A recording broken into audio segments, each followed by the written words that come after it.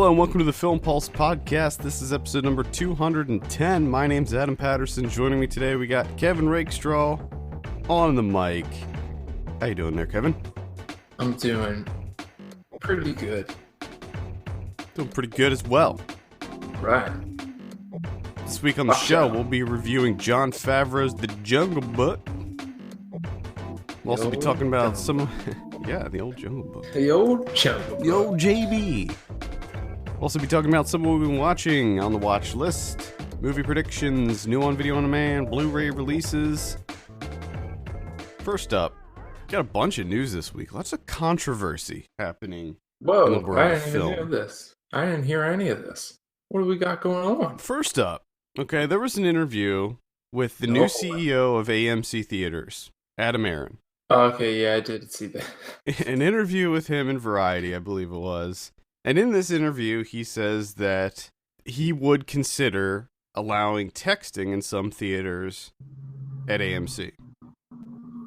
Okay. He says that the times are changing, and these millennials, these damn millennials, they love their texting. Like their cell phones are an appendage; they're part of them, and that they need to embrace that. Well, people did not react very kindly to these words and the idea of AMC allowing texting in their theaters. Now, my first issue that I guess I have with that is that in all the AMCs that I've been in, they never disallowed texting. You know what I mean? Like, there's the thing that comes up that says, please don't talk or text, but they don't enforce it. No one enforces it anywhere. Except for, like Now there are some like theaters, the small movie houses and like Alamo Draft House and stuff. Yeah. Now there's some theaters here in the city that do it. I go to Bowtie Cinemas, and they're a pretty big chain.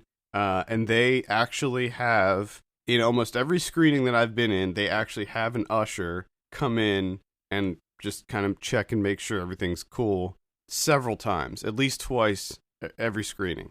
Yeah. And that's the way it used to be. Like when I worked at a Regal for many years, and that's exactly what the ushers had to do. They would have to go in, check the sound, check the, to make sure that everything was focused and in frame on the screen, and then also check to make sure there wasn't anybody being disruptive. Yeah. But any of the AMCs I've been to, they don't bother with that. They're like, whatever, we don't care. No. So that's my first issue with this statement. Like, they pretty much already do. Yeah. Interestingly, like most people came out and were like, this is a bad thing. We shouldn't be entertaining this idea. And while I totally agree, I did read an article by Polygon, which is a video game website, very popular, very big video game website. And I think that this article may be teetering on clickbait, so I don't recommend that you seek it out. But the article that came out was basically an editorial on why this wouldn't be a bad thing, why this is a good thing. And the reasoning in the article was that it'll kind of take those people that may be so inclined to text during movies and put them all together in one theater. So like, the idea would be that they would have separate theaters and screenings just for people that want to text. Now, in theory, that sounds fine, but I think that people that text during movies don't go in with the intent on doing it. They just don't. They care so little about what's happening that they couldn't be bothered. So when they're going on the Fandangos and they're picking out movie times, they're not going to be like, oh, I want to pick the one that allows texting. They're not going to do that. They're just going to pick the one that's most convenient for them, and they're going to text anyway. Yeah.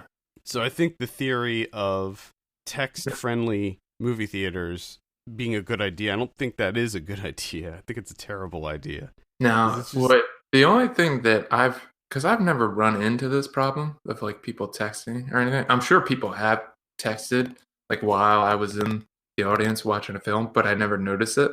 And 2 points there. Number one, I think millennials are probably better at like incognito texting Because the only problems I've ever had with people using cell phones are always older people. Older people that have no idea. Like the guy, like when I would watch The Raid 2 and the guy just answers his phone and he's like, "Hi, I'm in a movie. What do you need?" He's like a 50-year-old dude. Like, come on. And second, like I just don't really. I guess it must be like the time that I go to movies that I don't really have this issue. Because like you just should go to movies on like a Saturday at like 11. A lot of people, I'd still say that most people go to movies on Friday and Saturday nights. The 7:00 showings on Friday and Saturday nights, and that's the time when all the young kids go see movies. Their parents drop them off at the theater, and they go see their whatever movie. And I think that's where the real problem lies. I go see a lot of movies in the theater, and I almost rarely ever have an issue with someone near me texting on their phone or playing with their phone or talking on the phone during a movie. It's so rare.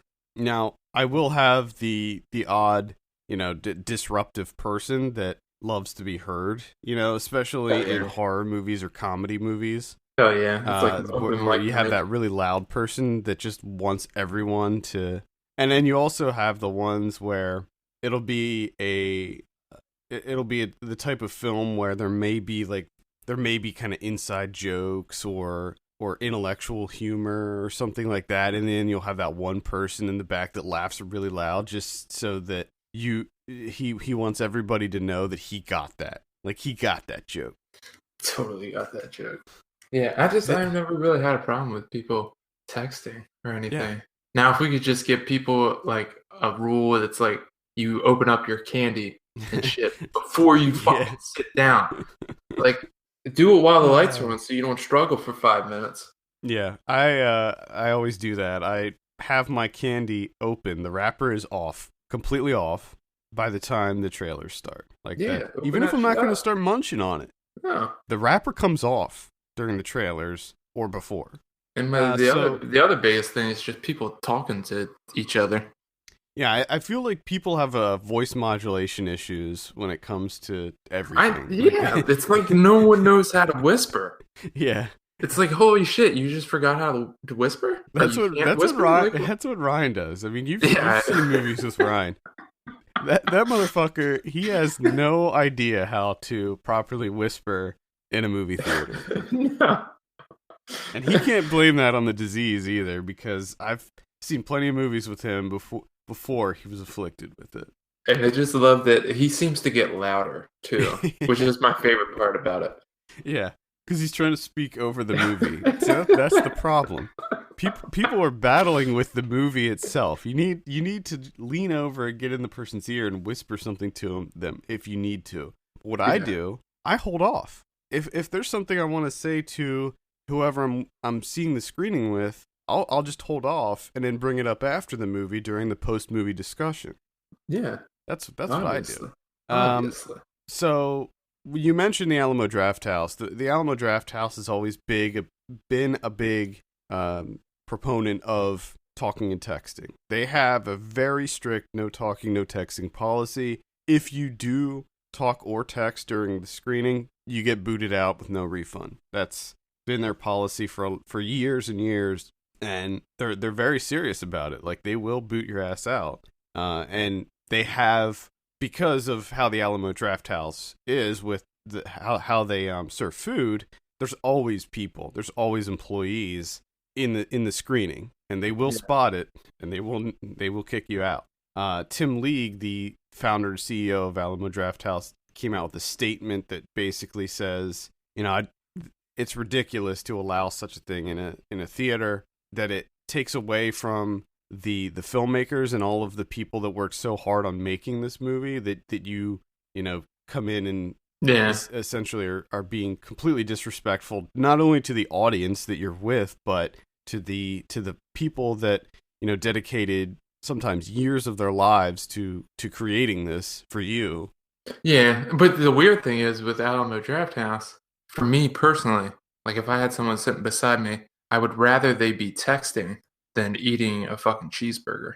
Because because the sound of people chewing and eating Well, is the yeah, but worst fucking thing ever. usually that gets drowned out by the movie. It I mean, fucking better. but I mean, if you're seeing like a completely silent film, odds are that the tone of that film is not going to be cheeseburger levels. I hope not. But you might be sitting next to a guy that's like, I need a cheeseburger. Stat. I would love to see like the Turin horse and, eating a nice baked potato while that's happening. With your hands? My hands. Well, of course. Make it as realistic as possible. He also mentioned in his statement about the generalization of millennials, and this is another thing that you mentioned. I agree that I think that technically you and I are considered millennials. I think that we're like kind of the first set of millennials. I discovered that like a couple months ago. Yeah, I was like, oh shit, I'm a millennial. Yeah, I think there's even a term for it, but to say that they're all so obsessed and addicted to their phones that they can't sit them down for 2 hours, I think that is inaccurate, to say the least. And of course, it's a sweeping generalization because most people I know, and even people I don't know, going back to, what we said, not seeing it as a problem, a lot of the movies that I go see have a very large number of millennials because I usually go see late movies and I go see, genre films and indie films.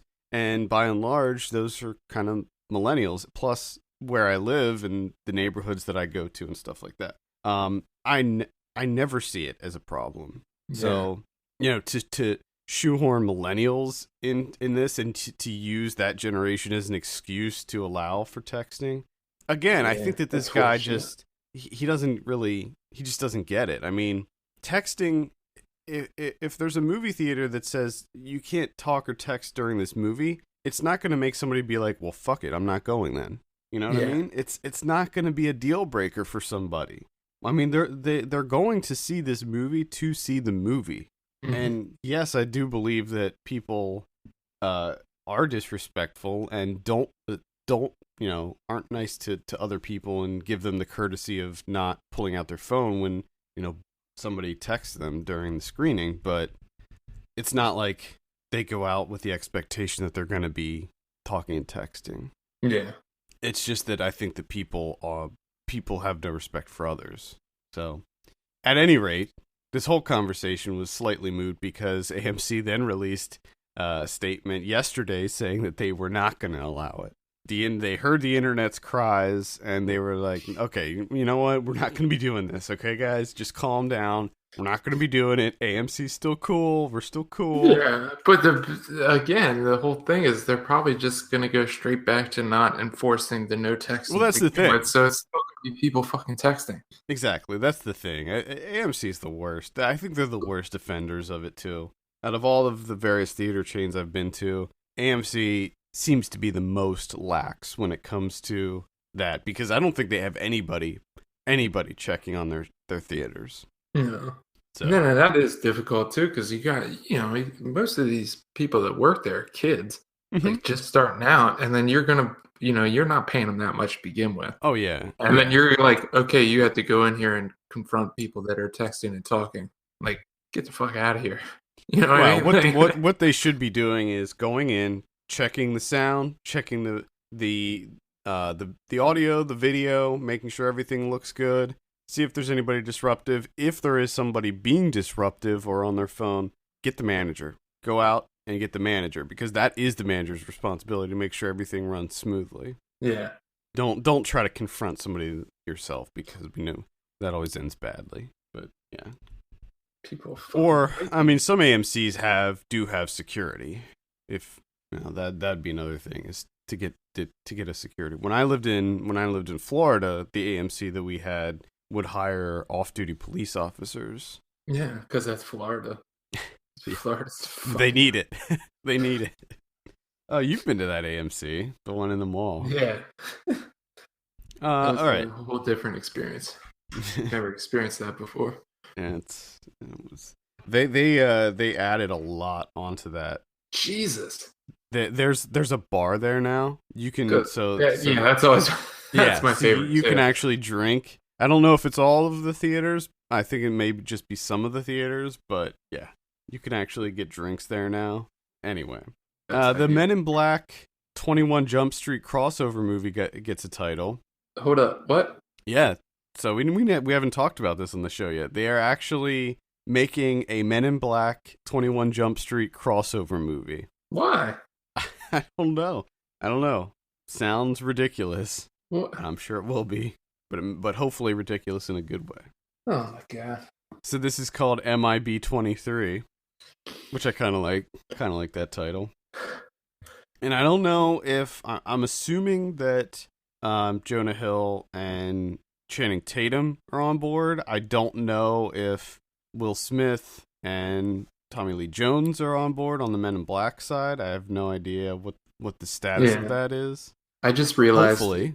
Just think of the number of Twitter jokes that are going to be like, do I have to see the first 22 MIB movies to know what's going on in MIB 23? Well, hopefully not. I know doubt it's going to be. I have enough faith in my Twitter feed that's not going to happen.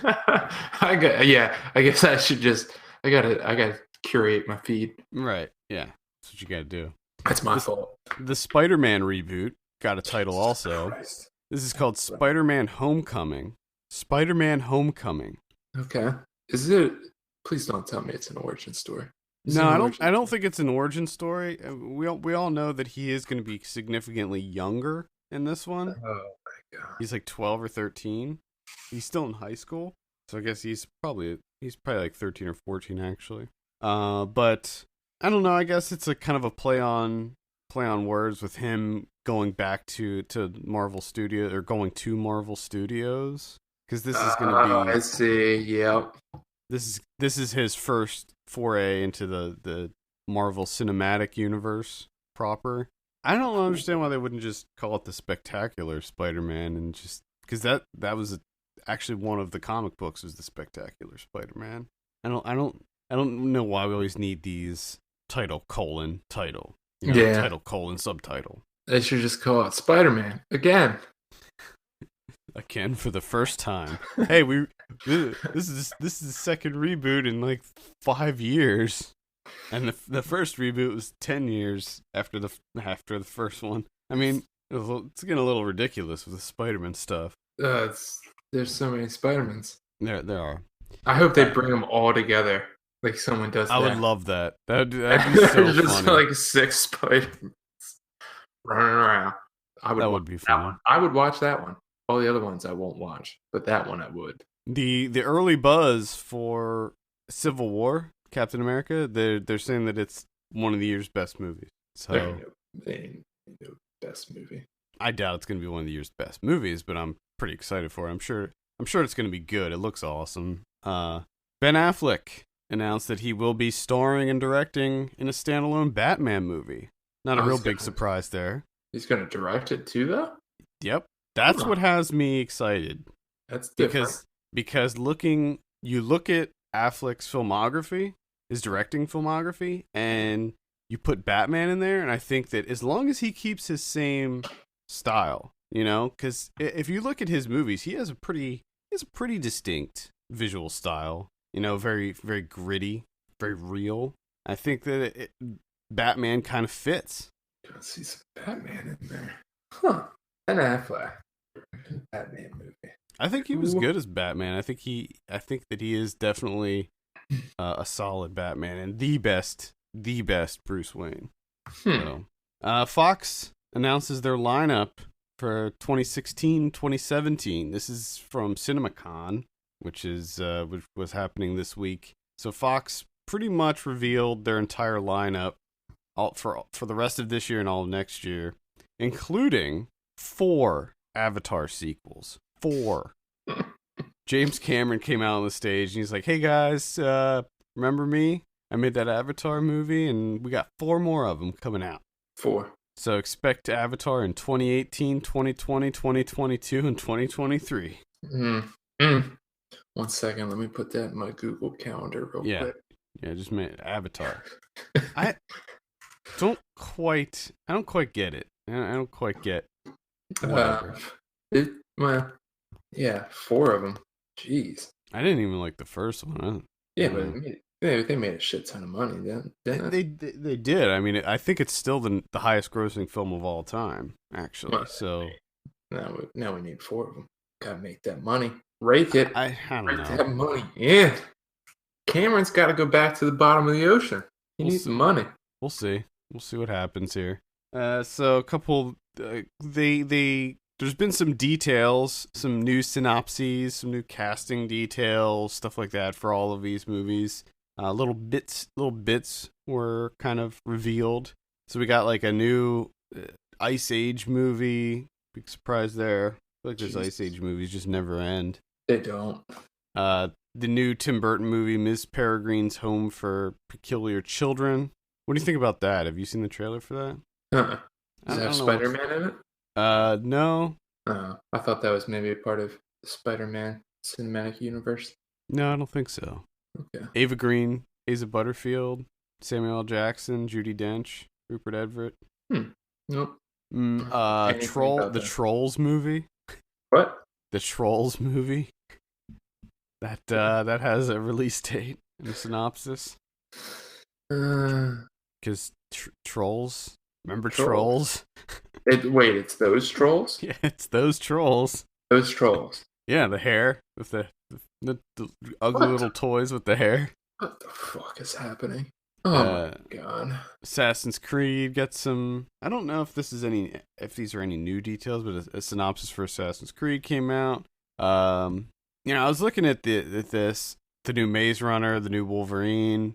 Let's see. Some of these. There's a new Gore Verbinski movie called A Cure for Wellness, which is a supernatural thriller. Yeah. Interested in that one. Captain Underpants. Captain Underpants. Yeah, they're making a movie out of that. Popular book series. Right. The new Kingsman movie, which is called Kingsman: The Golden Circle, coming out in 2017. The new Planet of the Apes movie. The new Alien movie. Oh my god. August 4th, 2017. Everything you're saying is terrible. I'm excited for the new Alien movie, but everything is just like you're not saying anything new. It's just like a new version of this, a new version of this. Well, I mean, there's some things, some of these things that I don't know what they are. Yeah, are original. I would say, looks like maybe 85% of it is not original though. They're all either sequels or adaptations or reboots. There's a couple comedies in here that seem to be original. Keeping Up with the Joneses. There's a comedy called Mother Daughter with Amy Schumer and Goldie Hawn. That sounds terrible. I'm sure it will be. Yeah, sure. Murder on the Orient Express. Looks like they're gonna redo that one. Yeah. All right. Here's one that just says Untitled Fox Marvel. Oh boy. So who knows what that could be? Watch out. Untitled Fox Marvel. Yeah, I don't know what that's going to be about.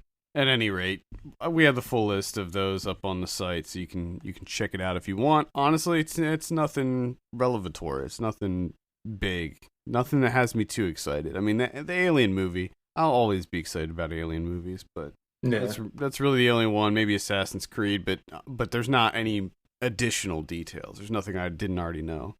All right, Ghost in the Shell. The Ghost in the Shell movie begins filming. They're shooting this in New Zealand, and the film stars Scarlett Johansson. And a little bit of a controversy. This is another controversy that got stirred up this week. It was revealed that apparently they were testing they were trying to CG their white actors to make them look more Asian for the film. I don't know if there's any truth to that, but come on, guys. Like, you need Scarlett Johansson. Like, you need her so bad that you can't just cast an Asian person to play. I mean, either just cast an Asian person or just cast Scarlett Johansson. Yeah, if you want Scarlett Johansson so bad, just to have her be Scarlett Johansson. It wasn't that racist until you added the CG. Then it became very racist. Everything, anytime you bring up and tell me about like studios and stuff, it's just so sad and disappointing. Mm-hmm. Yeah. It makes me hate movies. Well, it certainly makes me hate the studio system. Yeah. I think that's... Well, their movies. Their movies. That's their the problem. slice of the cinematic universe. Ugh, God. Yeah, I was kind of excited about a Ghost in the Shell movie until... I hope that shit gets torn so much and they lose so much fuck. I hope all your movies get torn. Fuckers.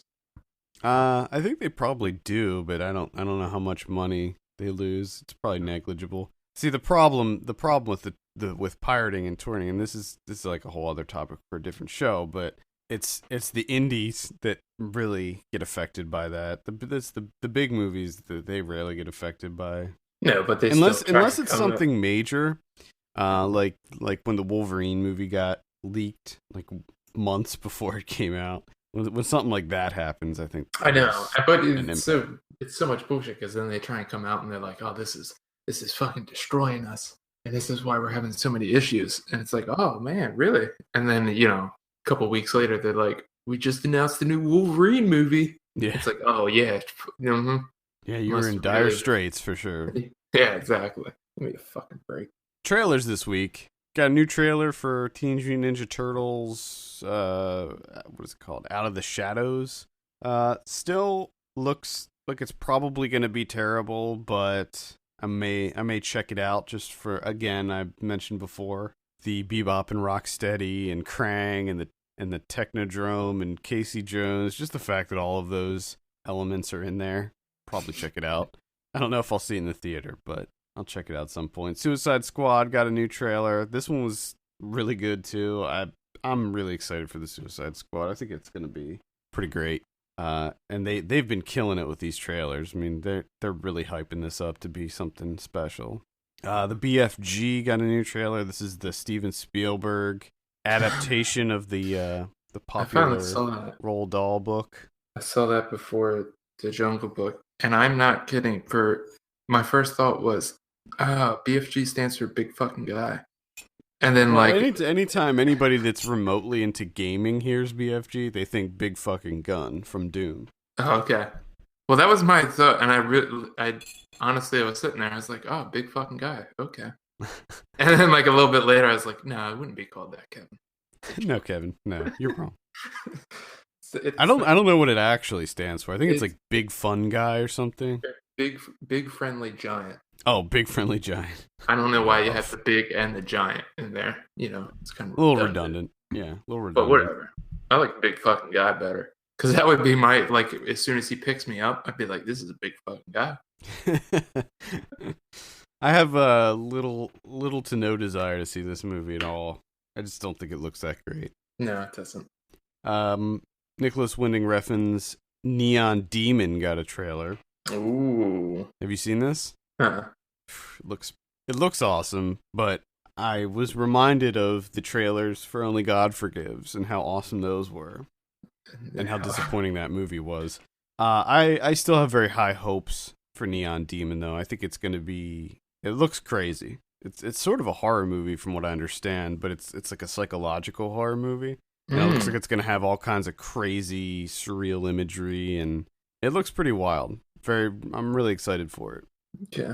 All right. I'm cautiously excited for it, though. I'm not going to go into it expecting greatness like what I did with Only God Forgives. And finally, Doctor Strange got a first teaser trailer. This was a teaser for the new Marvel's Doctor Strange with Benedict Cumberbatch. I don't know what to think about this one. The first teaser didn't really do it for me, but I was never the biggest fan of Doctor Strange. I liked him anytime he was in the comics that I read. I would always like him in a supporting role, but I would never seek out any of his solo stuff. Yeah. I don't know. I'm sure the movie's going to be fine. I like the fact that Scott Derrickson is directing it, the guy that did Sinister. Yeah. So I'm excited that's one of the things that has me kind of like, okay, I'm gonna keep an eye on this one. But I'm sure it'll be fine. But the teaser didn't really show you much, so not a lot to go on there. So, all right, let's talk about our movie of the week. We're discussing Disney's The Jungle Book. This is directed by Jon Favreau. I have a synopsis here. The man-cub Mowgli flees the jungle after a threat from the tiger Shere Khan. Guided by Bagheera the panther and the bear Baloo, Mowgli embarks on a journey of self-discovery, though he also meets creatures who don't have his best interests at heart. Oh, watch out for them wild animals. Not This looking out stars for you. This stars Neil Sethi as Mowgli, and then it also features the voices of Bill Murray, Ben Kingsley, Idris Elba, Lupita Nyong'o, Scarlett Johansson, Christopher Walken, Gary Shandling. Kevin, we'll start off with you. What did you think of The Jungle Book? What I thought of The Jungle Book was, that's it. That's all I got. I feel like I should, before expressing any of my thoughts on this movie, I feel like I should deliver a disclaimer in that I'm not the biggest fan of The Jungle Book as a story. Like any of the iterations, I don't find it that compelling or interesting. So, going into this, I was like, oh, well, it's going to be The Jungle Book. And guess what? It was the fucking Jungle Book. Yeah, and I mean, for me, I thought to myself, I was like, I think I like the original Jungle Book. It's been a really long time since I saw it. And then I kind of realized, well, while watching this one, I don't really remember anything from the original Jungle Book. The only thing I remember is the Bare Necessities song. Yeah. That's it. I remembered like the set pieces, like the big set pieces, Bare Necessities, the King Louie stuff, like those, like the big moments. The interaction with Ka. I remember those parts, but the thing about The Jungle Book is just I don't find it to be that interesting of a story. There's just not much there. But there are a few things that I wanted to touch on with this movie.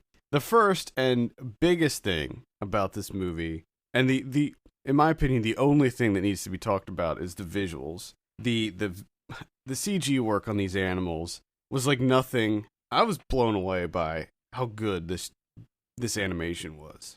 Some of it.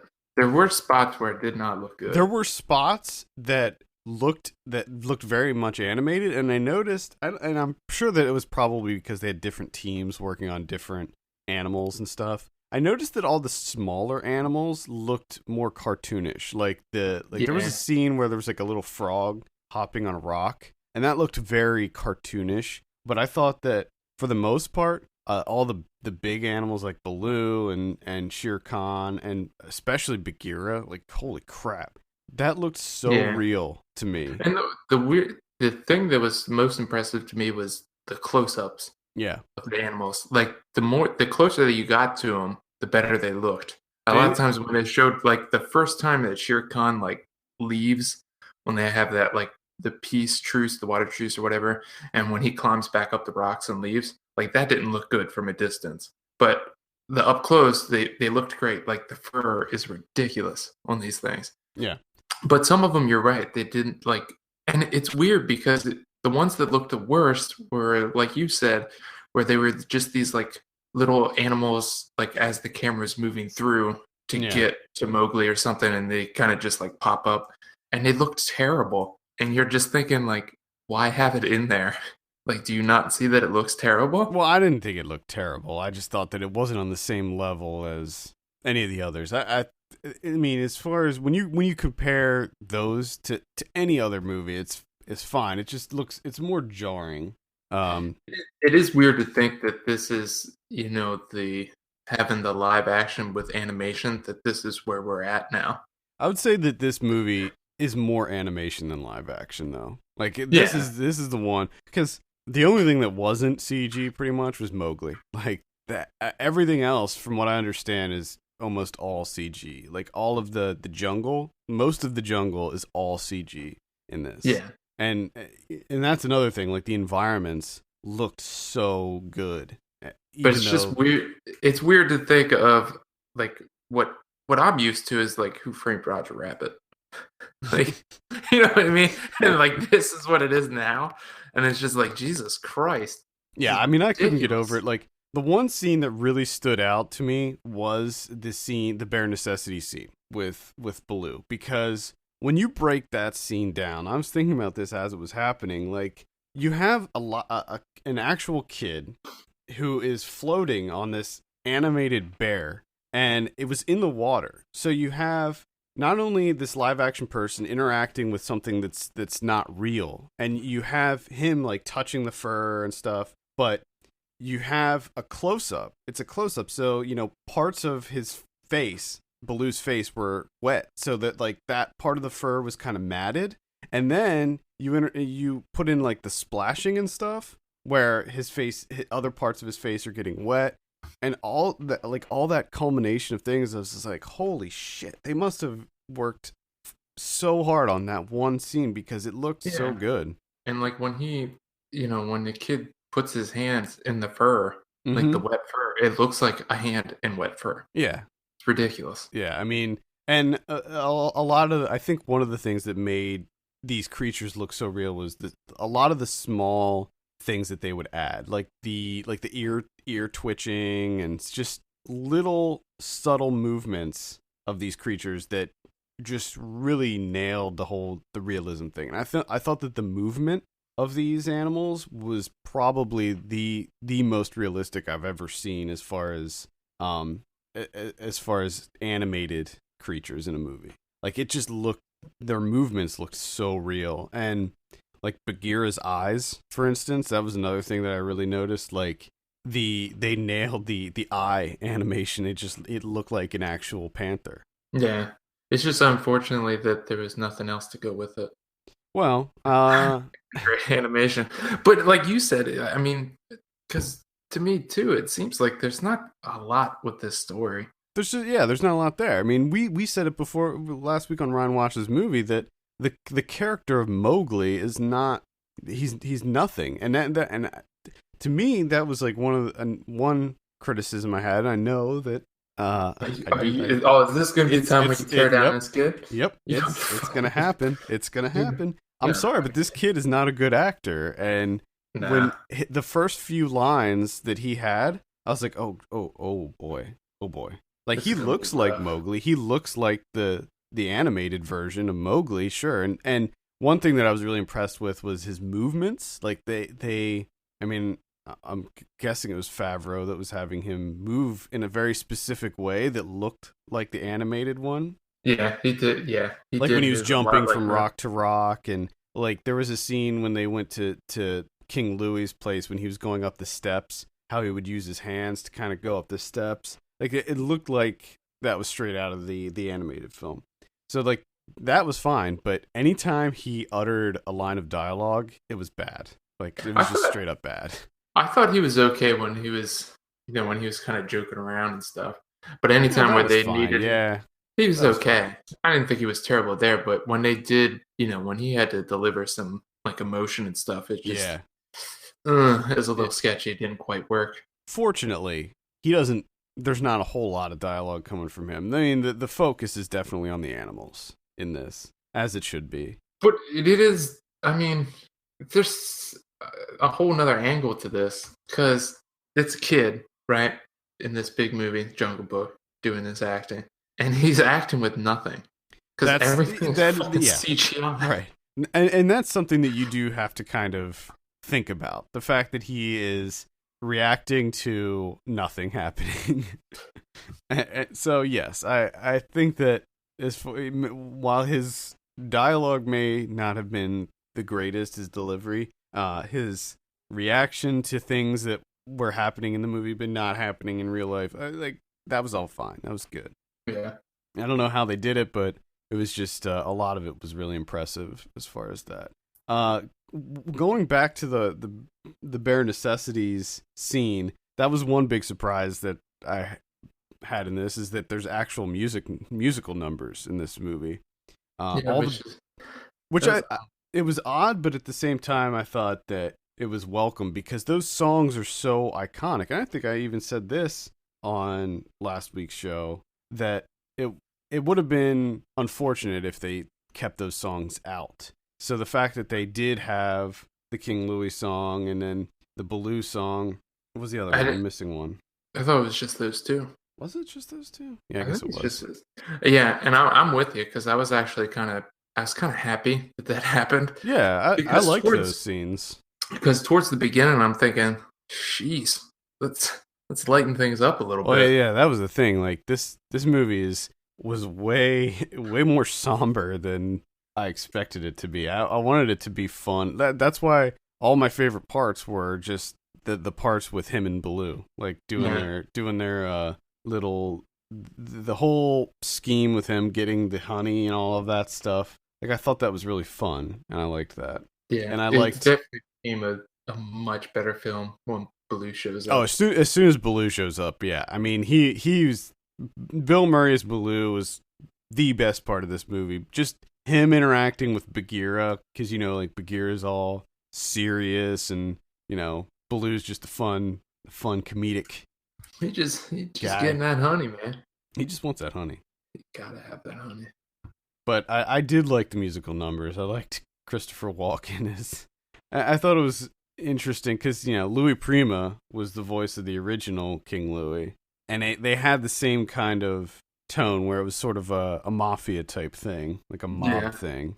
And I liked that they brought that back and had two things with King Louis. Number one, I appreciate that Mowgli plays with the cowbell before Walken comes out. I thought that was fantastic.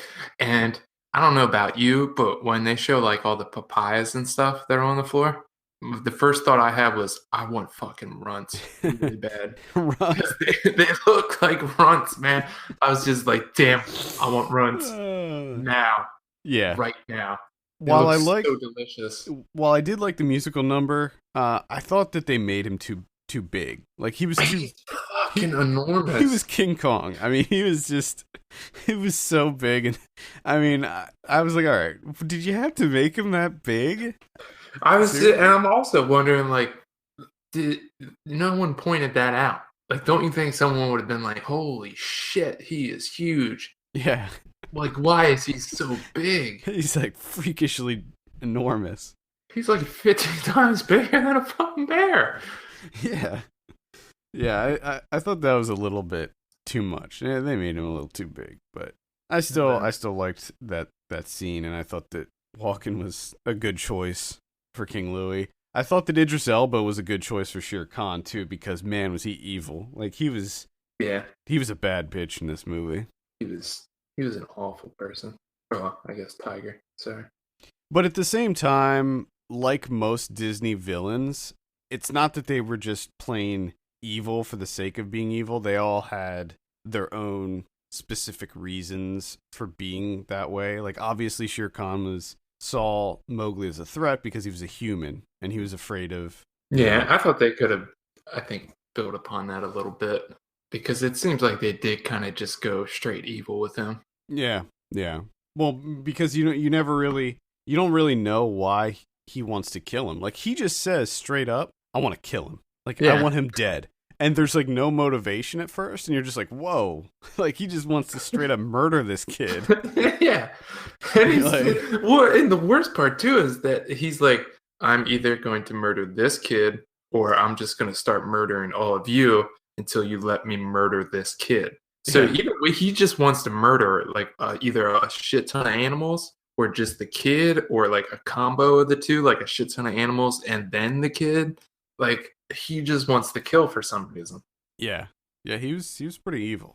But then, of course, they allude to the fact that he fears man, and he's afraid of the power of man, and the, what do they call it? The red flower. Which flower. I thought, and I know that I'm like thinking too much about this, but this kind of weirds me out a little bit, is that all these animals know how to speak English, and they have a very good vocabulary. It's impressive, but they don't know the word fire. Like, how did you learn all the other English words, but you didn't learn fire? I think they even do say fire at one point. I think they even do call it fire at one point. And but also like They No, speak.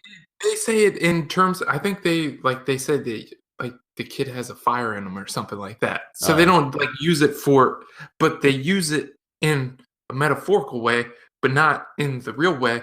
And they call it the red flower constantly. And also it's just they speak very modern English too. I don't know if you picked up on that. Like they say like cool and stuff like that. yeah, like And it, the one thing I thought was interesting was that there's these animals like Gary Shandling plays Iki, who I thought was going to be a bird for sure, but he's a porcupine, which was even better. he's amazing. I just wanted a movie of his character. I know. I thought he was great. So you have this porcupine who can talk, and yet you have various other animals who are much smarter than porcupines, like the monkeys and stuff. They don't And talk. Like they can't talk. And it's like I don't understand. There's an inconsistency here. But King Louis can talk. But King Louis can talk, but none of his minions can.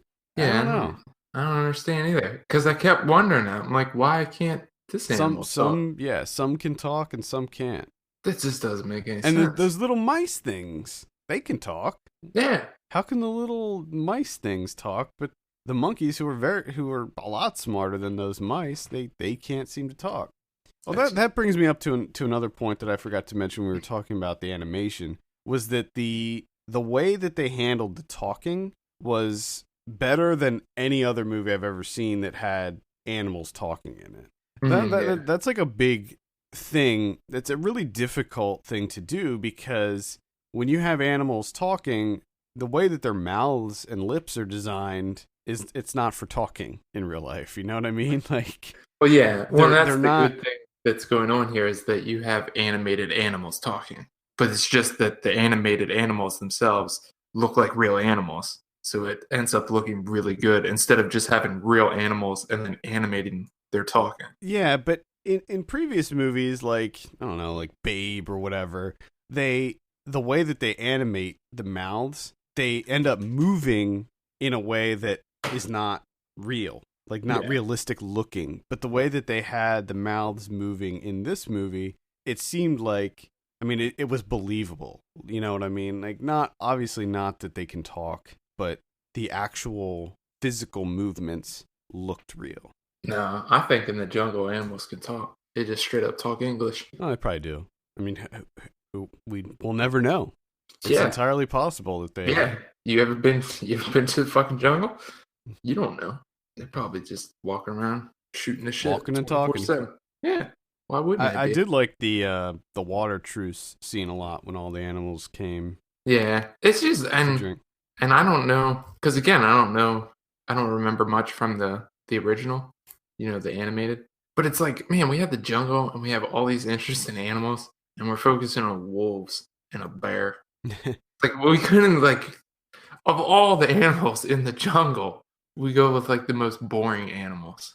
I liked the bear. I like the bear too, but wolves. I agree. I wanted to see more. I wanted like more of that pig. The little pig thing that was in a couple scenes with Baloo, like the one that got the honey dropped on him, because he was just so adorable. Didn't care for the mice. Glad that they weren't in it a lot. They were annoying. Yeah, they were like great. the minions. They were the minions of the Jungle Book What? world. Why? Why did we always say? Yeah, that was the other thing that That's kind a of kid got thing. me. I That's a know, kid thing. and that's with like the first like 5-10 minutes of this movie. The Disney thing comes on, and I'm in a theater full of like kids, and then they have like the cute little wolves, which I hated. Like I just hated those fucking little wolves. They were stupid, and they have them talking, being cute and stuff. And for like the first 10 minutes, I'm just like, oh, what the fuck am I doing? Why am I doing this? Why am I here? It's a Saturday night. Why am I in a theater full of kids watching this kids movie? And then luckily it got better. Yeah. I do want to say, because I didn't mention it before, that I actually did like this movie. I thought it was alright. I was voicing, other than the visuals, I was voicing a lot of criticism with it, but I overall I did like it quite a bit. I mean, the visuals were definitely the highlight for sure, and I like the music a lot too. Like I thought the score was really good because they integrated like orchestral versions of a lot of the songs from the original movie and stuff, which I thought was nice. It felt like the Jungle Book. I mean, they really nailed the feel of it. Yeah. I think that that's one thing that happens with a lot of these live action versions of Disney movies is that the story's the same, but just the kind of overall feeling of the movie is not quite it's not quite there. But like in Yeah. this, with the original Jungle Book, you had a lot of that kind of New Orleans jazz Yeah, style, I like think with the that music. I think that was the only thing that it was kind of missing. I mean, it had a little bit, but I just didn't think I had enough of it was with like the playfulness. I Hmm. mean, you get it when Yeah, Baloo shows up, but it just takes forever to get there. Like it's so somber and solemn it in is. the It's a beginning, and then finally Baloo shows up and it starts getting played, and it just feels at odds with each other. It's like this is like two completely different movies. yeah, yeah. I totally agree with that. I think that it was a lot more serious, and a lot of it was just sad. I mean, it was just like one horrible thing happening after another, and there was very little levity happening until Baloo shows up. But yeah, and then even then they circle back around and come back to the super serious shit at the end. It's just like, Jesus, what kind of movie do you want to be? I don't Like, know are if we this having is fun? And this is just like a fun, like, look at all these characters, and then it's the jungle, and they're yeah, talking. because even Baloo gets serious there towards the end, and I don't know if this is. I don't think this is a spoiler, but there's like a pretty big fight scene at the end, and I thought that they handled that really well too. Like I thought that looked really good. Yeah. The whole The, that fight scene. the only thing, and again, I say this all the time, and I can do without this forever and ever and ever, that whatever that shit is where they make it look like a video game, where they kind of like quick zoom in, like when all the CGI is happening. You know what I'm Yeah, talking about? they I do that. They do that in They did a a lot of couple. movies. I mean, luckily they kind of held back a little bit, but every time they did it, it looked so awful. I don't It just looks particularly like terrible. that either. That was one thing. If you guys listening aren't familiar with what he's talking about, if you've seen the Battlestar Galactica, the one that came out, the modern one that came out, they did that all the time in that Battlestar Galactica show. And Mm, I watched the I think it was like the first episode of that show. It was like a 2 hour like mini movie that set up the show. And I watched about 20 minutes of it and I turned it off because I was like, nope, because they did that quick zoom stuff all mm. the time where it's a wide shot and there's things happening in the background and then they zoom in real fast on Yeah, and then what's happening. they'll like zoom in and then like zoom out a little bit. Yeah. Yep. Yep. It's just like stop doing that. It looks terrible. Don't Yep. I agree. Completely quit it. agree. But I will say, because then that reminded me of my favorite part of the movie that I loved, visually speaking, was when he was on the wildebeest, when they were on that little ledge, and then there was the the Gorgeous. rock slide. That looked incredible. That Yeah. looked absolutely incredible. That was gorgeous. That And then how was it comes, like it cuts to like the thick fog mhm. and him floating it. Oh, that was nice. Yeah, I mean that kind of brings me to another point is that this didn't feel like a Jon Favreau movie to me. Like I wasn't feeling that kind of charm that he puts in his movies. Like it just didn't I didn't have that same feeling with this movie that as I did Yeah, with like something like Chef, for instance. yeah. It's It just just wasn't again, quite there. you almost get, and I have no idea, but you get the sense that maybe there's too many people involved and they Probably. wanted it to be, they couldn't quite decide what they wanted it to be. Because, like I said, at the beginning, it feels like, oh, they're going to like this dark reboot type thing. So that's all the rage. And then it's like, oh, it's jovial and fun. Okay. And then it goes back to being super serious. It's just like it couldn't figure out what the hell it wanted to be. Yeah, yeah. I think it would have worked a lot better for me if it did keep a lighter tone Yeah. throughout and sure, introduce the conflict, make it serious. Don't shy away from things these tragic things that are happening in this movie. Don't shy away from those elements, but this is kind of a road trip movie, It's an adventure. And I think that by and large it should be this kid who he he's kind of innocent and he is just having fun, like he's just loving life even Yeah. though there's these terrible things that are happening around him. But I also just love the fact that Big Ear is like, because they have that terrible narration with Big Ear at the beginning and then a little bit at the end and stuff. But I love how he's like, I trusted him with the wolves to be a wolf. It's like that's just stupid, Bagheera. You're a dumb person. You're a dumb panther. Like, why wouldn't you give him to the monkeys? Yeah, Bagheera just doesn't like. He's not gonna make it as a wolf. that's true. That's He's true. not gonna come close to me. And then I love how they like they force him to be like, you have to work as a wolf. You have to act like a wolf. I mean, you're just setting him up for failure. I like kids can't outrun a wolf. I think Or maybe tigers. he gave him to the wolves for protection more than anything. Like, you give him to the monkeys, that kid's dead. Like, Yeah, but at least he can like hang out with the monkeys like up in the trees and away from some things because he can actually climb and whatnot. yeah, Like he can't run. And I mean, number one, he's a human, which can't run, and two, he's a kid, which are like they just don't have the athleticism. It hasn't developed yet. right. Like you're just ensuring that this kid's gonna die, which I'm surprised he hasn't died. Well, yeah, I mean, Like all the cuts this kid's getting, like he does make have a lot of injuries. make that shit realistic and show him like all those getting infected, all of it. Yeah, I mean, he starts off with a fair number of scars, and then like he gets cut up as the movie goes on. By the end of the film, he's just nothing but cuts. He's just a bloody mess.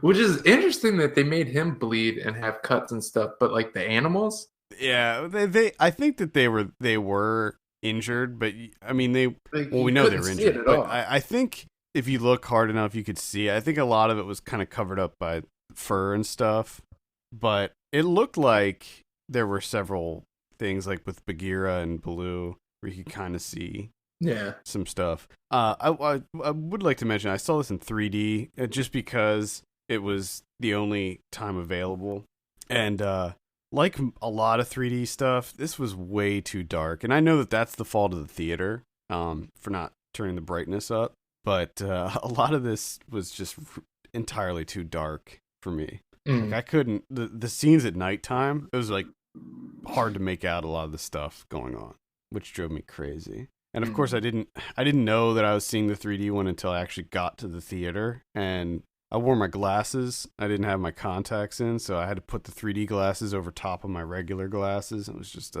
not an ideal situation, but yeah, it was all right. All right. Any final thoughts on The Jungle Book? Gonna recommend this one? Gonna recommend a theater watch for this one? I'm gonna still recommend it. I think that if you want to, I don't know, it's your life. You make. I'd say if you love the Jungle Book story, then absolutely go see it. Because I think it is a really great adaptation. But I had fun. I had fun with it too. Let's go ahead and give this a score. I'm gonna give the Jungle Book a 7 out of 10. I'll give it a 6.5. There you go. Jungle Book now playing in theaters across the country. All over the damn place. All over the place. Next to your God's Not Dead too. What was the other one? Miracles from Heaven or whatever? Yeah, that one was still playing at my local theater. Nice. I still got that. This shit's gonna play for like 42 weeks. Ridiculous. All right, let's move on and talk about someone we've been watching on the watch list. This is one that I'll start it off this week. This is one that I saw a couple weeks ago, but I can now talk about. This was a Tribeca film. The Tribeca Film Festival is happening right now, so I'll be reporting back on that next week. I'll probably have a lot more under my belt. Holidays. So this is a horror anthology. This is actually on VOD right now, so you can see this right now. It premiered at Tribeca, and then the very next day it was released on VOD. Damn. Yeah, which is interesting. Actually a bunch of the movies that are at Tribeca this year are having like releases like a week or a couple days later. Good. I hope that's a trend that just keeps going. High Rise is an example of that. High Rise comes out next weekend, I believe. No, maybe the following weekend. Mm-hmm. Anyway, Holidays, it's a horror anthology centered around different holidays. So you have Christmas, New Year's, St. Patrick's Day, Easter, all the biggies. Mother's Day, Father's Day are included in there. And I hated it. This is I have a review up. It's terrible. None of them are good. I'll Oh, just flat out say that none of them are good. There are a few that show promise, but they're very short and they pretty much end before you can get into any of them. It's terrible. It's just the Kevin Smith one. Kevin Smith directed one of them. He actually did Halloween. His was fine, but the problem with it was that the Halloween theme was felt tacked on. Like you could eliminate that, and it because the short itself had nothing to do with the holiday whatsoever. mm, But yeah, I pretty much couldn't stand anything about this movie. This is on the same level as VHS 3 and the ones that just feel completely unnecessary. oh, Which is jeez. unfortunate because Southbound, which was another horror anthology that came out, I think earlier this year, was really good. And I liked that one a lot. But this one, it had promise. I like the idea of theming these horror shorts around the holidays, but Yeah. none of them capitalize on it. So yeah, I'd definitely skip holidays. It's not good. Mm. I watched Back to the Future Is this a first from time watch? from 1985. I'm pretty sure because I don't remember much while I was watching it. I mean, some things, but again, I think most of that came from Just it being, pop you culture. know, references. Yeah, Yeah. from because it's sweet Jesus. How many things have referenced this movie? But apparently on Letterboxd, I had it on there as I've seen it before. But I think that was a lie. I think I was Oh, lying. I was being a liar that day. dick. I know, right? Who does that? It's fucking weird. I'm sure I saw this like way back. I just don't remember anything. Probably, yeah. I love everything with Michael J. Fox and Christopher Lloyd. Fucking love it. It's great. Doc and Marty doing their thing. It's fantastic. And I love the first interaction when he gets to the future or to the past and he meets up with Doc and he's talking about, Reagan being president and just he finds that so hilarious. And everything that they discuss it's funny. I like I like their relationship. It's great. It's funny, it's witty, it's quick. Love it. But so much of this movie is just hung up on the fact that his mom falls in love with him, and they just keep going down that path. Just one shitty joke after another. Like at first, it's kind of like you chuckle a little bit because it's like, ha, it's his mom. His mom doesn't know that that's her son. Like oh shit, that's funny. But then it gets really old really quickly because it's just like all the jokes are centered around her not knowing that that's her son, but he does. So he's like, how can I have that in writing? I like that she called him, that she thought his name was Calvin because of his Yeah, Calvin Klein underwear. That's silly. get it? Because moms write the names on your underwear Mm-hmm. Mm-hmm. because that's her being a mom. But like, I don't know. They spent so much time on that, and then like Crispin Glover's character is just what the fuck's going on there? Like that's just a weird ass fucking character. Yeah. Like, but when you first meet him, and it's present day, and he's getting berated by Biff, you're just like, what the fuck is this guy? Like, he's not a real human being. This is very weird. And then he goes back in time, and he's even weirder. And you're like, you find out that he's like a peeping tom, and then just no one says anything about that ever again. It's just like, oh shit, he's a peeping tom, and then boop, that's it. Never discussed again. What the fuck? The guy's a peeping tom. He's a What, pervert. what the fuck? Like, Leah Thompson's choices in this movie are her son from the future, which is fucking weird, or the pervy peeping Tom, who not only that, like, that's not even, I mean, that's a really bad aspect of his character, but, like, I don't even know if that's the worst part because everything else about him is just fucking weird, too. Like, he's just fucking weird as can be, man. He just doesn't make any sense. That's her two choices, okay? And then you just also throw in there that she's almost raped by Biff. They just go down that one scene where Biff's just like, I'm gonna rape you now. And then like that's a whole thing. It's like, what the fuck's going on? So like it makes sense that all she does is drink bottom shelf vodka all the time. Cause damn, she does not have it good whatsoever. It's just a bizarre ass movie. It is when you boil it down, yes. It's just so weird. I don't, but everything with Marty and doc is fantastic. I hope there's more of that in the next two. Is this like a thing that you're doing? You're gonna watch all three of them? I figure I'll finish the other two. Part 2 is my favorite, just because they go to the future. Well, they go to 2015, and yeah, that part 2 is my favorite one out of the three, and part 3 is not, because they go to the Wild West, and I just wasn't interested in that one. And also, like, the number one thing that I didn't remember was the Syrians. What? Like the terrorists, the Syrians, the terrorists at the beginning of the movie, where that's how he got the plutonium, because he was going to steal for them, and then they come and it's just like kill him. Yeah, I was like, what the hell? Yeah, it's pretty dark. Like, why? We didn't have like, did we really need to put that in there? Like, what the fuck is going on? Fucking bizarre, man. Yeah, it's a kind of a weird movie. It's a very weird movie. I still love it though. I think it's there's parts of it there is like, this is just fantastic. I love it. And then, but that's the thing is, like, why do they keep getting stuck on this whole, like, they just have so much material about this mom falling in love with her future son.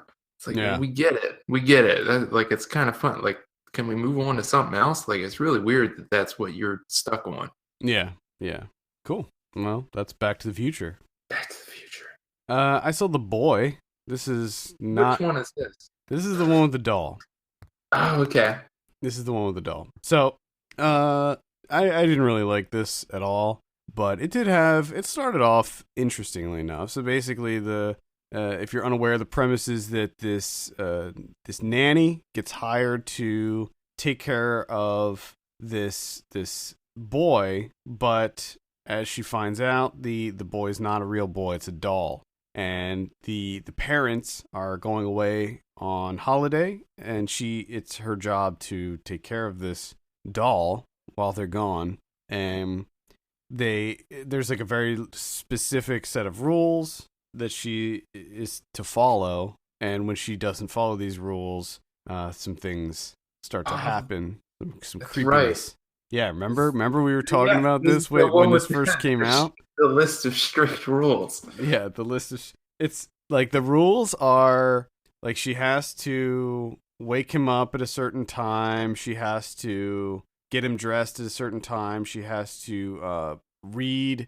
She has to read to him for a certain amount of time every day. She has to kiss him goodnight every night. So it's like basic stuff. Yeah. There's nothing really weird about it. Except that he's the doll. But yeah, well, that's the thing. Like, so they leave, and she's like, well, fuck this. She just, like, throws the doll on the bed, pours a glass of wine, and hangs out. But then weird stuff starts to happen. And, it starts off interesting. There's a twist that happens that is a twist that occurs in another movie that I saw a couple years ago that you saw as well. And I'm not going to say what that movie is because it'll give away this movie. I'll tell you this, though. It's a horror comedy. Oh, boy. It's Australian. Oh, man. So you can probably narrow it down from there. The fact that they introduced that twist, if I didn't see that other movie, I'd probably think, oh, that's kind of cool. But because I did, I was like, oh, I already saw this before. I saw this. And it just doesn't, I don't know. It didn't really work for me. But there were a couple jump scares that I feel like made me jump, but overall pretty lame movie. That's a bummer. Yeah, that's The Boy. I'm so happy I got to figure out the list of strict rules, though. Yeah. It was that was really the main reason I watched this, is to understand the rules. Well, thank you for watching it. Yeah, and then letting me know about it. Take one for the team. That's what I do. That's what we do here at Film Pulse. Yep. That's what we're all about. I watched a slightly experimental documentary called The Pearl Button by Patricio Guzman. This is the guy that did Nostalgia for the Light. If you've ever seen that one, which in my eyes is like one of the best documentaries ever made. Pearl Button comes close. It's I don't know if intriguing's a strong enough word for what this is. There's parts of it that feel, I gotta be honest, parts of it do feel a bit, it almost feels like a TV series. Like, it's not that great execution-wise. Other parts of it are fantastic execution-wise. It's just, it's one of those like 50-50s where part of it feels like a great documentary. This is unbelievable with his, just some of the images that he gets and stuff, and then other portions of it just feel like just straight up by the book documentary style, like like a TV show, like you're watching Travel Channel almost, or like the Learning Channel back when they used to play actual things. But it's hard to, because I went into this not really knowing anything about its subject. Okay. So it starts off talking about water, and he kind of goes on this idea of like water came from a comet, and and that's why it's here, and everything that it does. And then it starts getting, then he kind of goes into this like the tribes of Chile, because he's a Chilean director, and how they used to travel by boat and canoes and stuff that they built themselves, and they were kind of, no one bothered them, no one even knew about them. And then of course travelers came along and kind of stopped them from traveling by boat and everything, and then obviously what's going to happen to them, like what happens to all natives. So it kind of travels down that road, and then so it turns into this like the history about these people and about them and what they did and all these amazing things, and then they have pictures and stuff. So it completely transforms into that kind of documentary, and then it comes back to the whole water angle, and then it comes back to he starts to float this notion of like the water holds like the memory of people, and then and the reason that he gets there is because of the Chilean history with Pinochet, and then talking about how they used to just like all the political prisoners and stuff that they killed, they would just fly out in a helicopter and drop them in the ocean. They would tie like a railroad rail around them and then just throw them in the ocean. Yeah. So they go into they go into that a little bit and to kind of examine that for a while, and then he kind of pulls everything together. It's just really interesting, and it's a really interesting thing to watch when you have no idea, because it's as if the subject of the documentary just keeps shifting, but then he kind of brings it all together at the end, which is very interesting. That's the Pearl Button. Pearl Button. This is on. You can watch this on Netflix. It's on there, and it's also on Fandor. Cool. I saw Lucy from 2014, directed by Luc Besson. Ooh. Yeah. My girlfriend put this on, and I was like, whatever. I was sitting there, so I watched it. Did not like it. This was an unfortunate one because it starts off pretty promising, and it gets so ridiculous that you're just like, what is... It felt like, you know what it felt like to me? It felt like an anime. How, like in Akira, for instance, where it starts off, kind of crazy, but by the end, you're just like, what is happening? It's just insanity.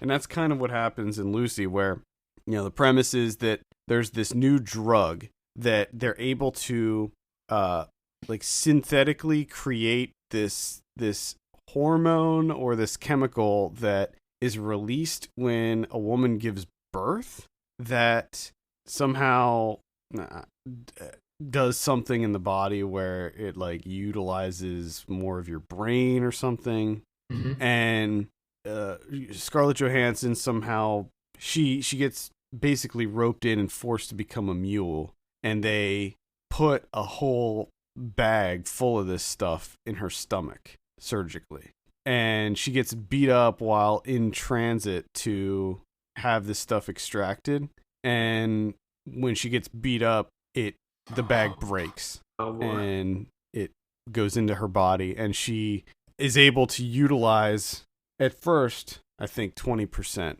of her brain.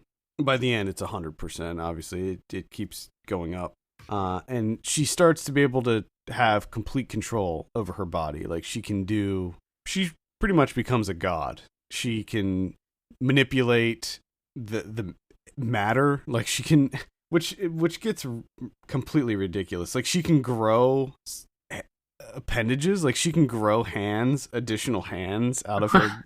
Yeah, she can, like there's the scene where she has telekinesis. She can like make things float in the air, and she picks up a pen, and then she duplicates that pen so that she creates like multiple pens. And it's like, well, even if you could control 100% of your brain, you would never be able to do that. it At the same time, this sounds so ridiculous that I kind of want to watch it. yeah, it starts off cool. Like I said, when she can control like 20-30%, she still has the telekinesis, and she can do stuff like change her hair color and straighten her hair and change her eye color.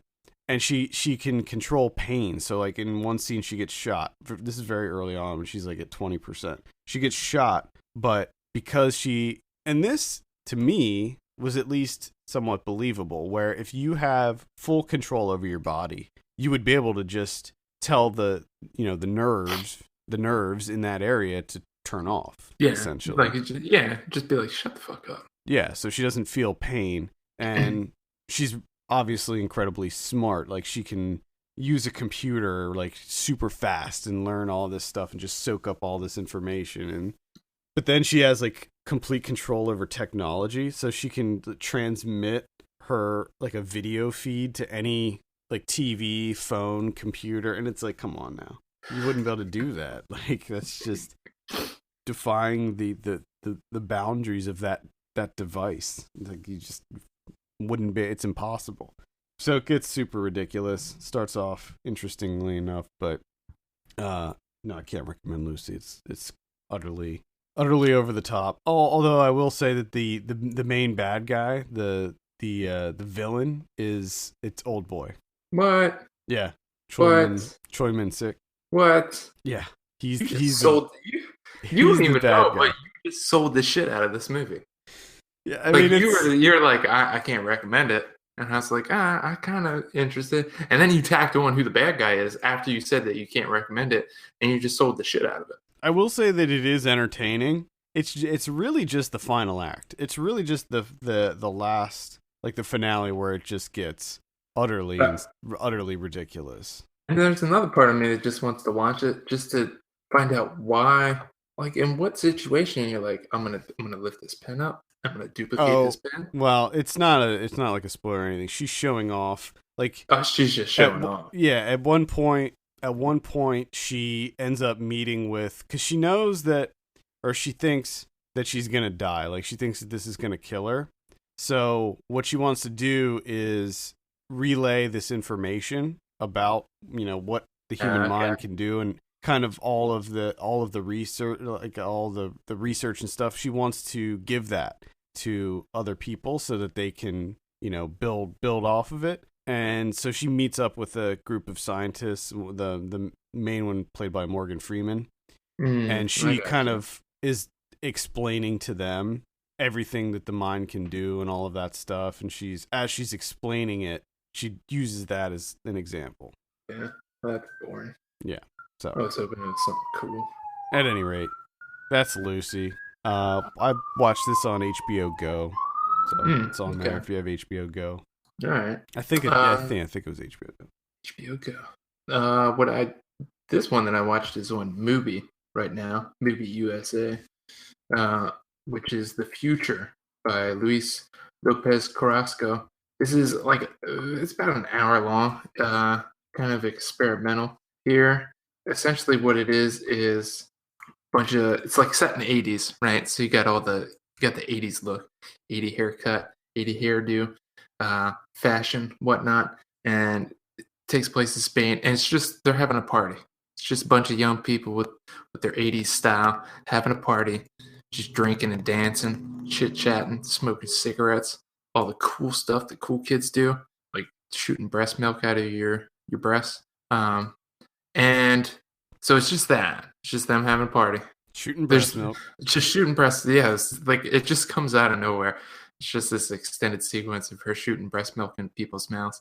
Okay. It's just odd. Apparently that happens at parties in the 80s in Spain.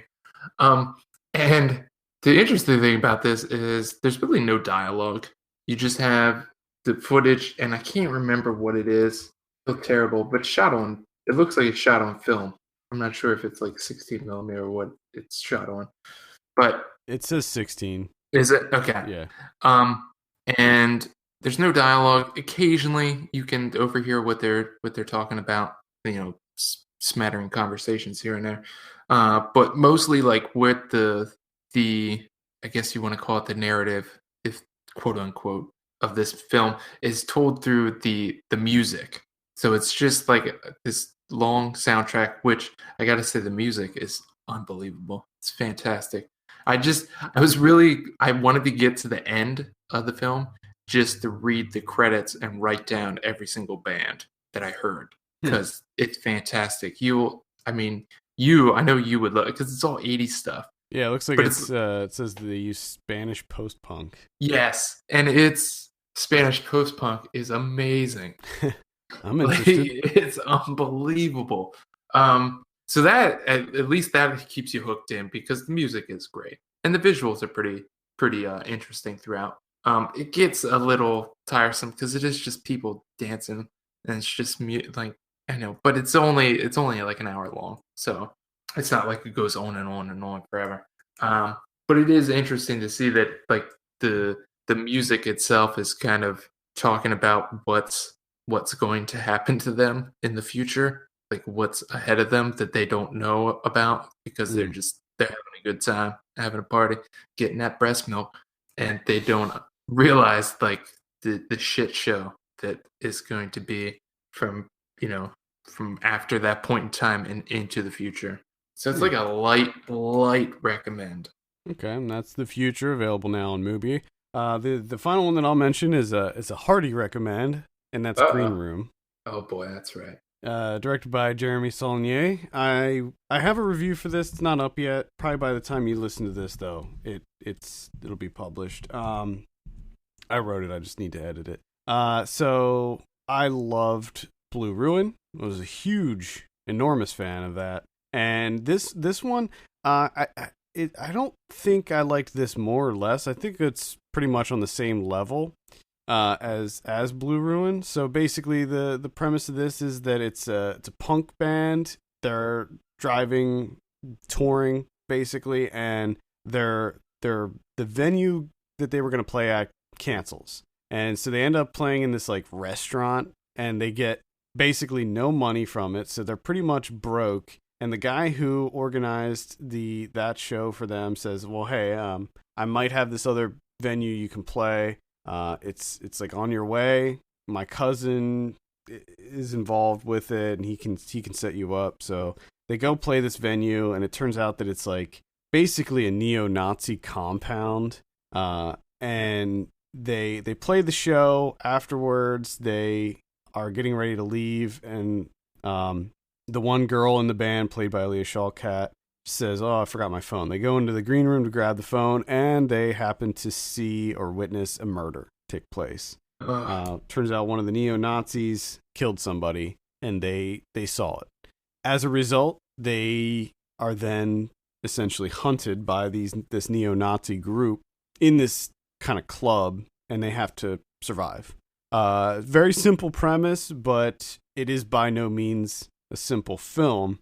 It's really, the focus is on the tension. I mean, this is a thriller through and through. I mean, it is intense. It is an intense movie. As soon as they see that murder, the pace just goes through the roof, and you're just like, holy shit, what is going on here? But it's very deliberate. It's not like, balls to the wall, The Raid, or anything like that. It's very deliberately paced. It's very much like Blue Ruin in that respect. Another thing that makes it similar to Blue Ruin is the level of violence and the depiction of violence, where it's not glorified, but it is extreme in that it looks so real that it is cringeworthy. It is unbelievable in this. Like, I saw this in a fairly packed theater, and there were multiple audible gasps coming from the audience, where it is so intense, some of the stuff that you see in this movie. And one of the main reasons is because it looks so real that you're just like, oh my god, did they actually do that? Did they do that when they were filming it, just to add to the realism? Did you know that was the one thing that helps set apart Blue Ruin, is that the violence and the injuries. That initial stabbing. Yeah. You're just like, oh my god. And then the whole arrow thing, because you're like, you can't just take that out. Dude. Yep, and he couldn't. And the best part, I appreciated that so much that they take the time to just like, let's put the movie on pause. He's gonna go to a drugstore. He's gonna get the stuff, and he's gonna try and take care of this himself. It's because most movies just like the guy gets home and he has this ridiculous array of all these tools and shit. And it's just like no one has that. Where did he get this? And then he just like pops out and he's like, and he just does surgery and it's like, what the fuck? Yeah. Yep. So Patrick Stewart plays the lead villain, the head neo-Nazi. Really interesting casting choice with that, but it worked. It completely worked. He was an evil son of a bitch in this movie. The main, I would say the lead is Anton Yelchin, who, if you've ever seen Anton Yelchin in anything, you probably wouldn't imagine him as being in a punk band, but it somehow worked. Mark Webber's in it. I like Mark Webber a lot. He plays sort of one of the skinheads also. And Macon Blair is in it, of course. Yes. Macon Blair also plays a skinhead, and he's amazing in it. And he was probably my favorite character in the whole movie because he's awesome. So, yeah. Fantastic. It's a fantastic movie. Edge of your seat thrill ride. Oh boy. It just know that it is very violent going into it. It's not like it's like wall to wall blood and gore, but it's when the violence does happen, it is very extreme and intense and cringeworthy. I always like when you slide into Peter Travers mood. Well, I did that on purpose. I know. That's what I like about it. I like when you do that. It's fun. I would say that Jeremy Saulnier has a very promising career ahead of him, and I would say that my guess will be that his next movie is going to be it'll be a big one, because I guarantee the studios are going to grab this guy up. Yeah, that's what I'm wondering. Like, his next movie is going to be a Marvel movie, right? Because this movie, like Blue Ruin, it's very small scale. I mean, this is largely set in one location. I don't know the budget, but it's a small movie. I want to know, looks like, great, but what portion of that budget goes to just Patrick Stewart's check? I don't know. You know what I mean? This seems like sort of a passion project, so my guess is that no one got paid a whole lot to be in this. But yeah, I'm sure that Patrick Stewart probably got the biggest check out of anyone, and that's okay. That's all right. Yeah. Well, yeah. But yeah, this is playing in New York and LA right now. Highly recommend it whenever it comes to a theater near you or on VOD or anything. I don't know what the status is going to be, but seek this one out, please. It is so good. It'll probably be on my top 10 at the end of the year. Oh boy. I loved it. Watch out. Green Room. Oh God, I'm done. All right. Let's go ahead and jump into some predictions. Last week, The Jungle Book. You said 86. I said 88. Actual 95. Damn, it's not that good. Oh boy. I agree that it's not that good. I agree it's good, but 95 is... Come on. I think people just must have been in awe of the VFX. Yeah. I mean, I guess, because it's always tough when you're dealing with kids' movies. Because I did realize, like, afterwards, I was like, damn, I wish I took my nephew to that. Yeah. I think he would have really liked it. Oh, yeah. If I was a kid, that movie would be I would have been all over that shit. Yeah. That would have been on, like, my top 3 of all time list. Yeah. I probably would have been in love with that movie if I was a kid. Also, has Bare Necessities been stuck in your head ever since? Yep, absolutely. Fucking can't get it out. Plus, I still want runs. I didn't get runs. Didn't get your runs. I didn't get my runs yet, man. Need them. Criminal. You said 32. I said 24. Actual 25. Oh, boy. Yeah, so apparently that's not too good. Doesn't look good anyway. Barbershop, The Next Cut. You said 68. I said 46. Actual 92. Damn. Yeah. So apparently this Barbershop movie what is this? The third one? Yeah. Apparently it's amazing. I'm gonna have to watch Barbershop movies. They have a bunch of people that I like. I don't know. They never appealed to me, but apparently I'm missing something here, because this one I guess is quite good. I don't know. I might have to check these out. Yeah. And finally, Green Room. You said 77. I said 82. Actual 89. Yeah. All right. Yep. Yeah. Good. I'm glad people are liking that one, and I hope it's very successful. Next week, we have The Huntsman: Winter's War. It's always a war. Doesn't matter This what. movie looks so awful to me. Have you seen the trailers for this? No. God, it just looks so terrible. I don't understand how there's so many good people in this too, and I don't understand why they're taking part in this. Being subjected to this. What are you thinking on Huntsman: Winter's War? 44. All right, I will say 52. I think that's the only wide release next week. Pretty sure that's the only one that I see. We also have in limited release Elvis and Nixon. It's one with Michael Shannon and Kevin Spacey as Elvis Presley and Richard Nixon. Seems like a really odd one. It's just why. That's another one that's at Tribeca, but coming out like right around the same time. Tale of Tales. This is the one that's it's like 3 interwoven fairy tales. Oh, is this the one with the... It's the one with John C. Reilly and Selma Hayek. Oh, the one directed by the guy that... Mateo Garone, I think. Yes. Yeah. I'm interested in this one. Me too. It looks very dark. Like it looks like it's gonna be it looks like it's almost looks like a Guillermo del Toro movie actually. A Hologram for the King. That's yet another Tribeca one that's going to be really quick turnaround time. That's the one with Tom Hanks. Doesn't look very good to me. The Meddler. No, that one doesn't appeal to me either. Men and Chicken. Yes. That one I am interested in very, very much. Mads Mikkelsen looks like a real goofball comedy. Precious Cargo. Hockney.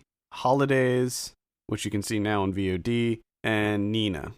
Is that the shitty Nina Simone? Yeah, it is. What, the biopic? Yeah. Hey, and I don't know where you're getting your what's coming out in theaters. I'm on Rotten Tomatoes. That's where I got. Okay. Mine. I love the poster for How to Let Go of the World. Oh, that's the new. Yeah, I didn't mention that because of the extremely long title, but that's by Josh Fox, the guy who did Gas. Oh yeah, but my God, they didn't put any thought into that poster. Again, that's yet another Tribeca one that's getting a really quick turnaround time. That's screening at Tribeca. I was gonna put that on my list, but I don't think I'm going to. It doesn't look like a real movie. Yeah, it looks kind of doesn't look great, honestly. But, whatever. Next week on VOD, all I have listed here is a movie called Assassin, which is a Danny Dyer movie. Okay. All of you UK listeners or people that are into UK movies will know who Danny Dyer is because he's in everything. And I would like to know if there are any UK listeners out there, I want to know how he is received in the UK, like what the perception of him is. Because I have a feeling that he's like the Nicolas Cage of the UK. Because he's in so much stuff, and you think that he's like really famous, but I think that he's like infamous or something. He's in so much, but a lot of it is really bad. That'd be funny if you threw that question out there, and that'd be funny if the response from UK is just like, "Who? You talking about?" You know who I'm talking about, though, right? Danny Dyer. I think he was in. He was in Green Street Hooligans, I believe. Yeah. Was that him? He was in one of those football hooligan movies, but he was in like Severance. He's in a bunch of stuff. Anyway, Assassin is one with him. Looks pretty bad. And then Tale of Tales. Assassin comes out on Tuesday. Tale of Tales comes out on Friday. Okay. So yeah, I'd say check out Tale of Tales because it looks kind of interesting. I don't know if it's going to be any good or not. Next week on Blu-ray, we have The Revenant. We have Texas Chainsaw Massacre 2's getting a re-release. That's a Scream Factory, so check that out. Arrow Video is releasing The Stuff from 1985. Can't get enough of that stuff. I love that movie so much. Dangerous Men. That's the Drafthouse Films one that was like the... What did it take him, like 20 years to make this movie or whatever? And I wanted to see that, but I never got around to it. So I would like to point out, I don't think anything's coming out next week, so I think our next week's show should be The Stuff. I would love to see what Arrow does to that. I think we should just cover the stuff. That's what we should do. I think we've talked about it quite a bit on this show. And we'll talk about it again. Oh, we'll always talk about the stuff. Let's see what else we got here. The Lady in the Van. Oh my God. Drunk, Stone, Brilliant, Dead. That's the National Lampoon documentary. Norm of the North. That's that terrible animated film that I think it got a 0% on Rotten Tomatoes. And that's looks like that's pretty much it. Oh, there's a Theory of Obscurity, which is that documentary about the Residents. Who I still don't really. I'm not really familiar with the Residents. I know that probably should be, but yeah, it should. I don't know anything about it either. It's okay. Seems like a group that you would be into. I probably am, and just don't know it yet. I'll check them out. Yeah. That's pretty much all I got for Blu-ray. 50 Shades of Black, but what do we got on the Criterion front? Oh man, we got a box set. Watch out. 90s America cinema. Got Whit Stillman. Watch out. So you getting Last Days of Disco from 1998. Got Barcelona from 1994. The Metropolitan from 1990. All of them coming out on Criterion Blu-ray. Criterion Blu-ray. They're also releasing those individually because I sent you Barcelona. So I know, which is so weird. I don't know. That's a conversation for off air, but who wanted that? I'm sending it to you because I'll be completely slammed with. I know. I've always heard good things, especially Last Days of Disco. I've always heard good things about, and even Metropolitan to a certain extent. But I haven't heard anything about Barcelona. Yeah, I mean, I'm fully aware of Last Days of Disco just because I remember when that came out, and it was that? No, that wasn't Dogma 95, was it? No, I don't think so. I remember it though. Like I remember seeing trailers and stuff for that. But whatever. All right, I think that is going to do it for this week. Thank you so much for listening. You can send your topics and questions to podcast@filmpulse.net. You can follow us on Twitter @FilmPulseNet and @FilmPulseKevin. And if you have a minute, take a look at our Patreon page, patreon.com/FilmPulse. Consider helping us out by becoming a subscriber for Kevin Rakestraw. My name's Adam Patterson. See you next week.